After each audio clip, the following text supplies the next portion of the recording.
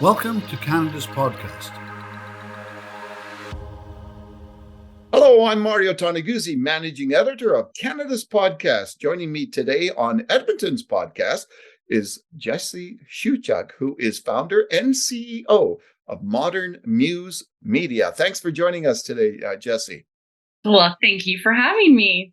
Well, let's talk about what you do and what, it's kind of similar in some ways, and we'll get into a conversation about video and social media and all that stuff as well. But let's start off by just talking a little bit about Modern Muse Media and what you do. Well, we are Alberta's premier video training agency. We do have clients as well across Canada into the States. But what we do is actually boutique white glove video training. So different from video production companies. And at one time we did do production, but our focus right now is on educating and empowering and elevating folks to really embrace this video thing that can be really daunting and overwhelming for businesses. Let me just ask, how did you start in all this, and the why? Why did you start in this? Well, the why goes back a long time. So I've been shooting videos since I was 10 years old with my grandma and grandpa's VHS camcorder that I could barely put on my shoulder. And then when I was in much easier with these days, right? When I was in high school, I did an aptitude test and it said broadcast. And I was 17 when I started school, 19 when I began my career. And here we are 24 years later. So I've done everything under the sun other than feature film, which is on my bucket list. But I've done oil and gas videos up in Fort McMurray. I've done entertainment reporting for City TV on Camera. And then I was co-executive producer of an award-winning television series called Blackstone, which you can find on Netflix and Amazon and CBC. And I did that for 7-8 years, 5 seasons. And then I started my own company, Modern Muse Media, thereafter. So what was the attraction for you for video? You know, I was the second eldest of 11 grandchildren in a big Ukrainian family, and I just loved capturing visual performance, if you will. So I would watch my cousins and we would do commercials or music videos to Roxette and, different 80s tunes and such. And I just loved using the camera and capturing those moments. And unfortunately, we don't have any of those moments because Grandpa may have recorded my grandma's favorite soap opera over top of them. And she may have almost killed him that day. But it was just what we did. And now I've taken that fun and that hobby and turned it into not only a lifelong career, really, but also a business. Yeah. Now, when you look at video, can you talk a little bit about our fascination, I guess, these days for video? Like, obviously with, the Instagram and TikTok out there, et cetera, we seem to be, as a society, just fascinated by this. Well, video is a way that we can transcend the lens in order to get that human connection. And honestly, through COVID, our business actually did quite well because of that. So prior to that, I was standing on a skyscraper, if you will, for a visual saying, everybody needs video. And then during the pandemic, I rappelled down to ground zero where everyone was needing help to embrace this technology. What we do through video is we actually create that experience of being able to connect with folks almost in person. And it's that person form, and it's the energy, and it's the tone and the voice and the facial features that we're getting to see and hear. And so it is the next best thing to in person. Video also takes you into those fly on the wall experiences that we all love and crave, so it's why what people are having for breakfast or how you make a smoothie or watching your workout for the day, people want to see this. And I think it's about belonging. I think it's about community, and video is the medium to do all of that. How effective do you think video is for businesses? It is the premier way to market and build your business, and it is not going away. So I think that there is a bit of mentality, and I feel definitely people who are adverse to this, they think it's going away, just like folks thought Facebook was going away and that it would never be used for business. And that was proven wrong. We are just going to be seeing more and more of video messages and videoing of everything. There's a thought leader and in the business called Gary Vaynerchuk, and has been saying for years and years that every single business will be what they obviously focus on and their expertise, as well as in-house production companies, which is why in June of last year, we shut down our production arm and pivoted to focus primarily and solely on video training, because how are dentist offices and nonprofits and plumbing agencies or whatever the case may be going to know how to do this? They're expected to know social media. We finally have people finally embracing this. And now they're going to need to do video. Are you kidding me? Yeah. And so, of course, there's discomfort and people going, no, enough is enough. But where the future is going and heading is that organizations and businesses will need to know how to do professional, awesome video from within. And we, as Trailblazers, are an organization that comes to your place of business and we work with you in-house to teach you, like I like to say, how to drive the car. We're driver training for video, right? We teach you how to do it well from within. So there, when you look at the video and social media, they really go hand in hand, don't they? They do. And it's why our signature training program is called Social Media Video Training Program. And it's so long, and we've discussed this internally for 7 years. We're like, can we not find something shorter or smaller? And it's like, no, because folks can be doing video, but they need to know how to utilize that video, how to maximize that video on the social media platforms, in their newsletter, on their website. And so that's a part of our teachings and curriculum. So it's not enough to be creating video content. You need to know where to put it, how to put it, when to boost it, how to engage. And that's also a part of our teachings and curriculum, because it's all a part of the package. Mm-hmm. What about yourself and being an entrepreneur? How have you enjoyed that journey, or maybe not enjoyed the actual entrepreneurship part of it, right? I love that you asked that, and in that way, because being an entrepreneur has definitely been the hardest thing I have ever done. And I, was a co-executive producer. I ran a cast and crew of over 500 people. And I thought I was running and I thought I was hustling then. Nothing compares to owning your business. And I'm going to be honest, if somebody had told me what I was going to go through when I started this 7 years ago, I don't know if I would have. Yeah. And I think that that's a good thing, because here I am with something that I think is a pretty special and unique offering. It's been tremendously difficult as a single parent because I'm the sole earner. And so not only are you hustling, you're running a business, and you have the weight of providing for a team and ensuring that they get paid and that their families get fed.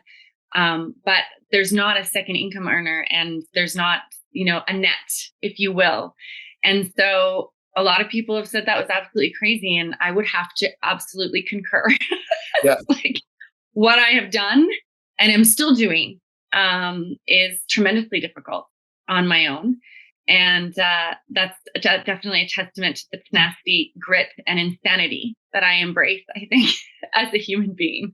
Well, I have an old friend of mine that goes back like, I don't know, 30 plus years. And he's an artist now. And well, not now, he's been an artist for a long time. But I remember him telling me one day about, being an artist and then being a business owner, right? And because there's two elements of what he does, right? And I didn't understand what he was saying until, I became myself the same thing, right? This is what I do as a journalist, but I also have the business part of it.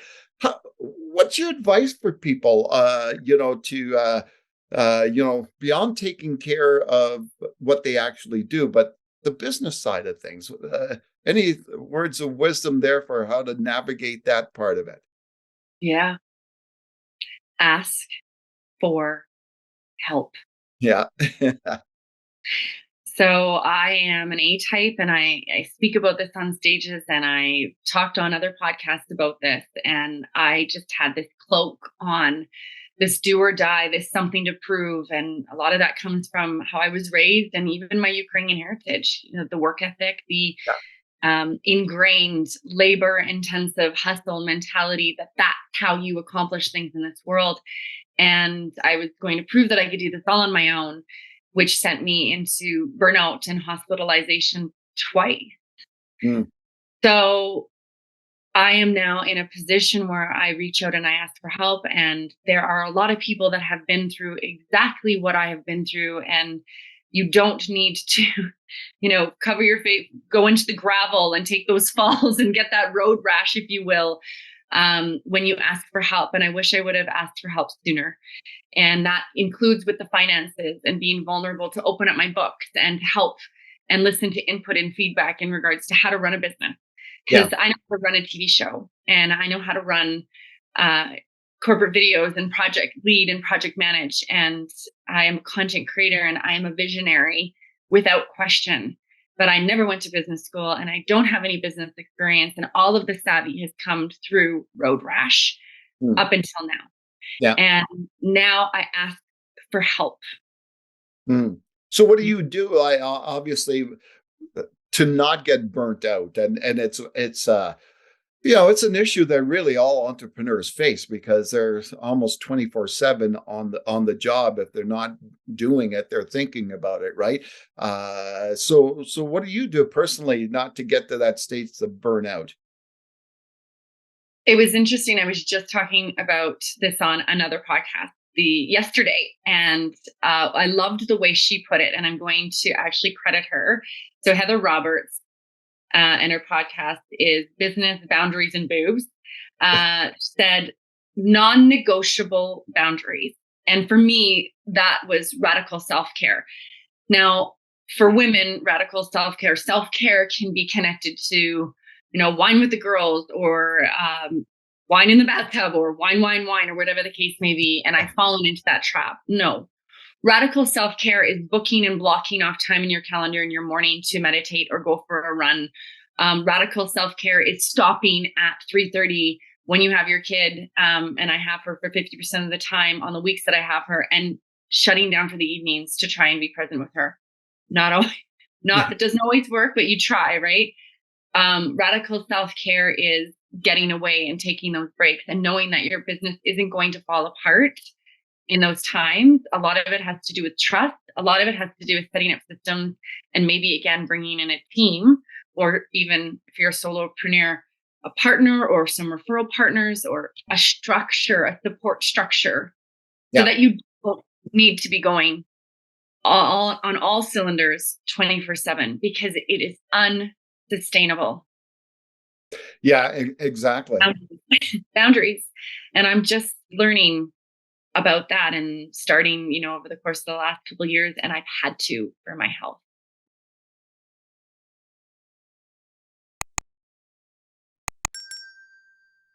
When you look at your journey, Jessie, who has helped you along the way, in terms of as a role model, perhaps, or mentor? Can you talk a little bit about that?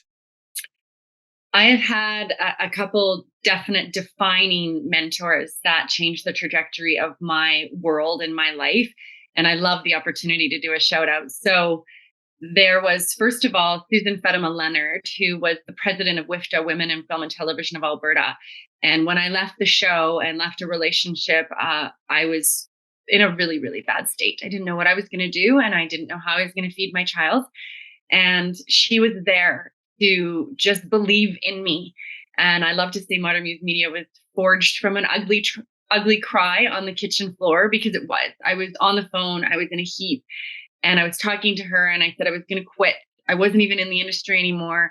And she said, no, you're going to start a production company. We're going to be your first client, and you're going to be vice president of WIFTA. And I just said, yes, okay, and trusted, and took her figurative hand that was reaching through and allowed her to pull me up off that floor, and just one day at a time.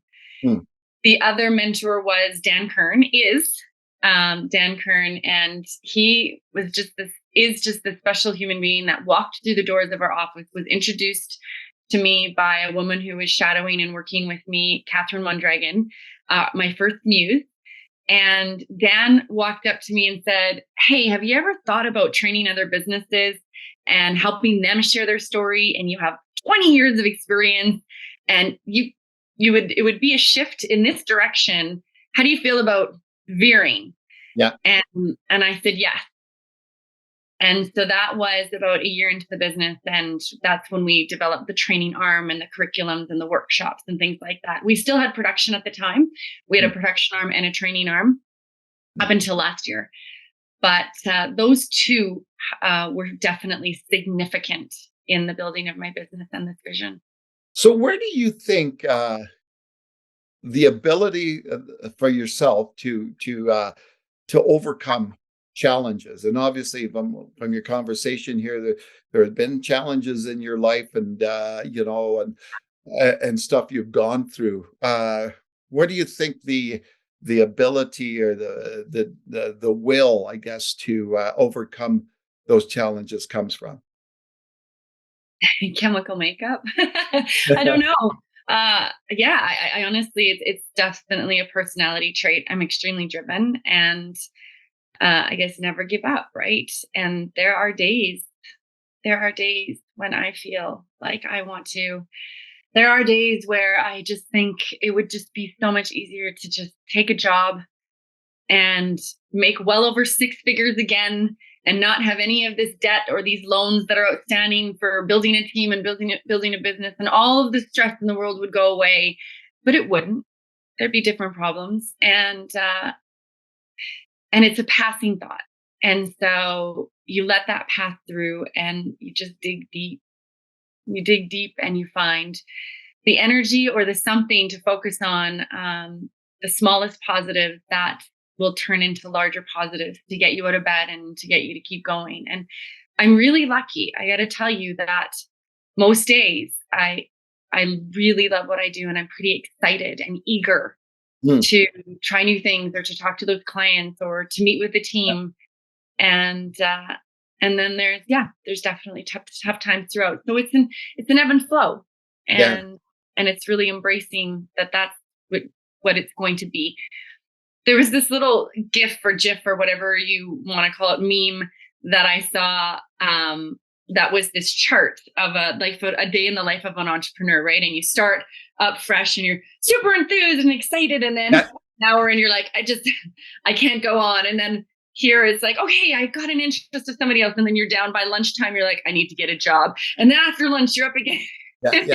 Like, this is a day in a day. And that's the reality, right? What do you do outside of work, I guess, to give you some sense of, I guess, stress release? I play pickleball. I play volleyball. I run. And most recently, I actually just auditioned for one of the lead singers of a corporate band, a band that's here in the city that's been around for many, many years. It's been about 20 years since I've sang with a band and been on stage. So our first gig is in April, and I'm incredibly nervous, but it's a dream and it's a passion, singing. So yeah, I have. What kind of music? Well, they focus on the classics, the ones that get people up dancing and such. So mostly, 70s and 80s, and the really fun tunes, if you will. One of the songs I'll be singing is "I Love Rock and Roll," Joan Jett. So yeah, and I think those things do keep me sane, ish. When you're on the pickleball court, or when you're out playing volleyball, or when you're on stage, you're not thinking about the business. And so it does give you that mental break. You can't be thinking about the business. Okay. So, I definitely recommend carving out some things for yourself. And that wasn't a thing that wasn't accessible for me up until the last few years, until my daughter's now of an age where she can be at home.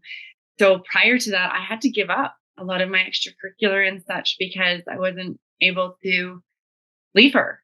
So this has really just opened up in my world, and I think it's helped a lot. Cool. Now I have to ask, okay, you mentioned pickleball. I thought that was an old folks game. Or hipsters. Okay.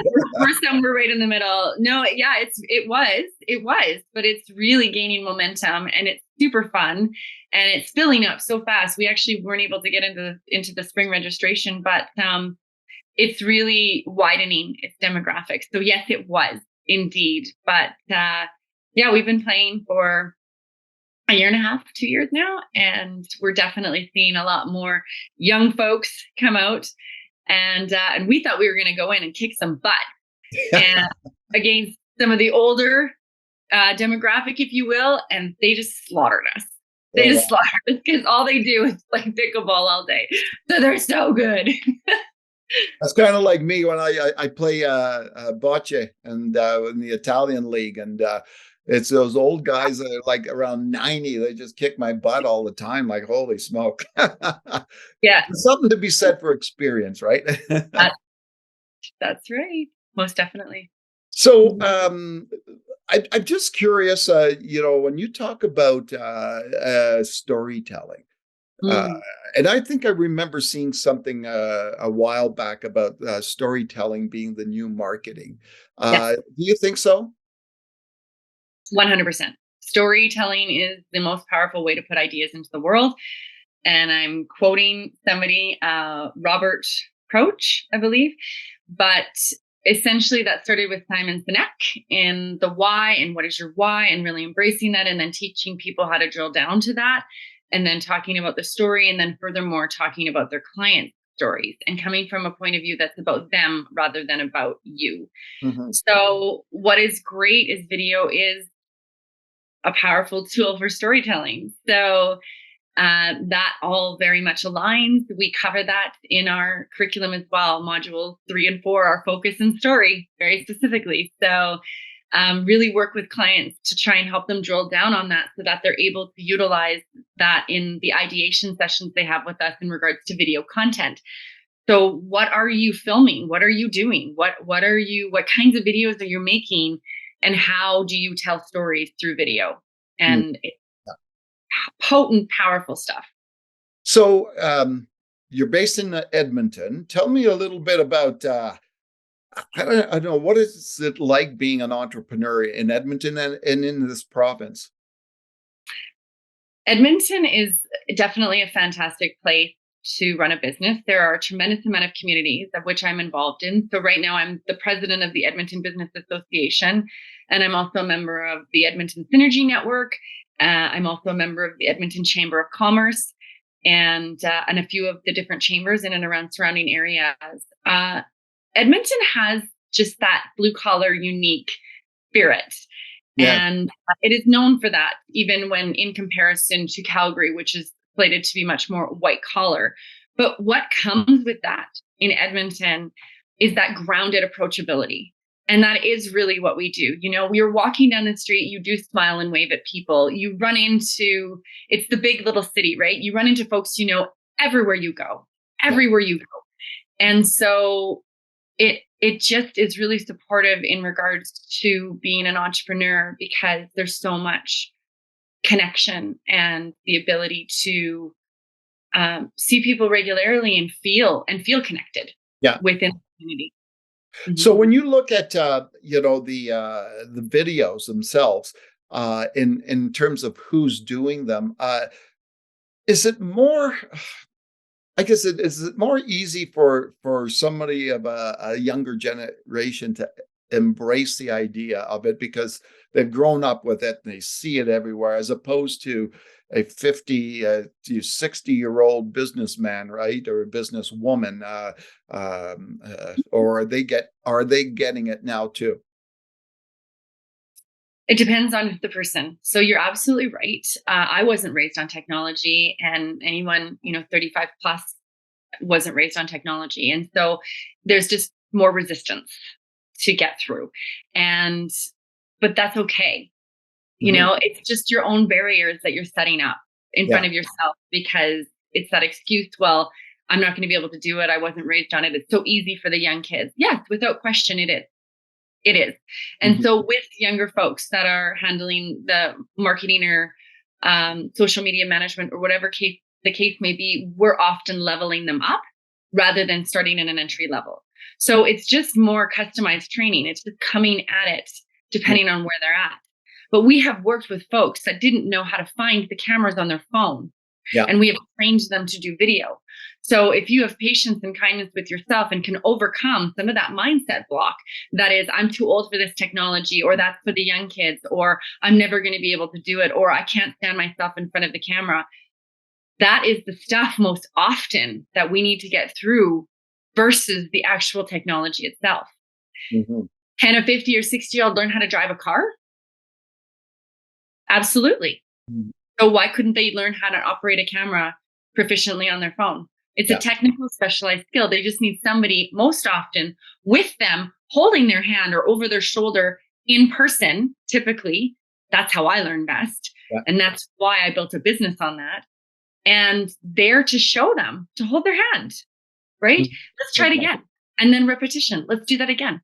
Yeah. So drive to the place enough times and you're going to know how to get there on your own.